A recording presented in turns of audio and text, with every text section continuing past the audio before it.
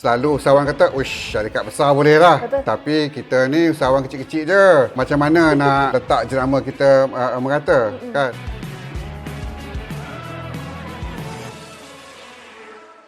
Assalamualaikum usahawan awesome. Selamat datang ke Awesome Series bersama saya Rifka Rashid dengan topik kita hari ini Your Brand Everywhere. Dan dengan tetamu awesome kita bersama dengan Tuan Ashran Datuk Ghazi yang merupakan pegawai eksekutif Datel Asia. Assalamualaikum Tuan. Waalaikumsalam, Rika. Apa khabar? Sihat? Alhamdulillah.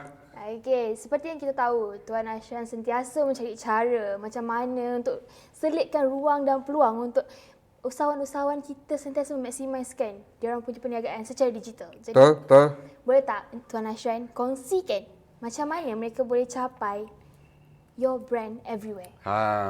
So kita actually ketengahkan mantra Your Brand Everywhere ni pasal kita nak pastikan usahawan kat luar sana sedar bahawa bila dia nak cuba lonjakkan jenama dia, dia punya jenama tu seperti kita punya mantra kena berkata-kata. Tu yang kita kata Your Brand Everywhere, right?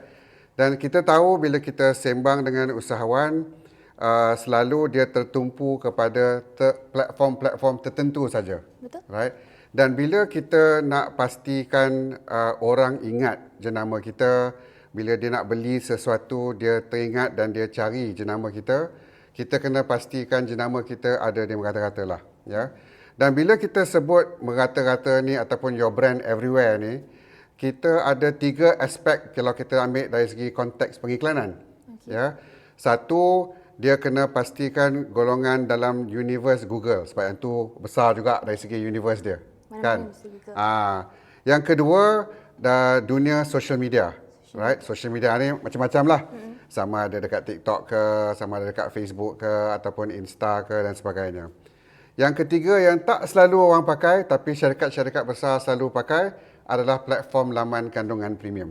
Ya.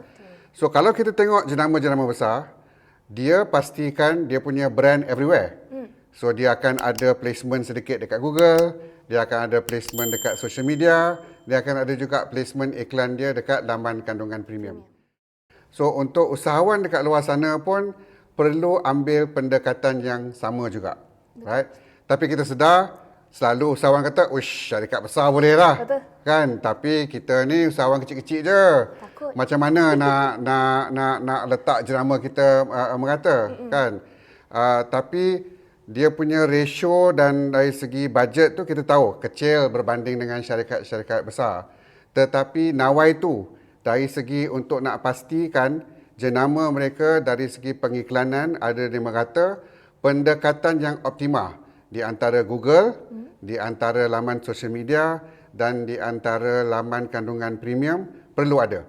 Right? Dan ikutlah jenis produk, jenis tahap perniagaan tu, distribution ataupun allocation budget yang kita ada tu berbeza-beza. Kan? Setengah produk, setengah servis mungkin lebih kepada social media. Setengah tu mungkin lebih ke kandungan premium. Setengah mungkin lebih ke Google. So dia punya formula tu berbeza-beza. Tetapi pada asasnya apa yang saya nak ketengahkan di sini adalah untuk pastikan jenama kita ada di merata, kita kena ada kombinasi optima kepada 3 platform pengiklanan yang secara kolektif teramat besar. Right?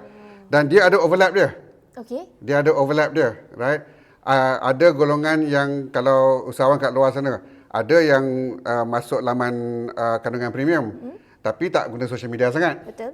Right? Ada yang social media berat lebih, tapi tak ada dekat laman kandungan premium sangat. Betul juga. Ada yang mungkin dia selalu jenis suka searching around saja, dia selalu dalam dunia universe Google saja, right? So, bila kita ada kombinasi ketiga-tiga ni, that means kita cuba optimalkan.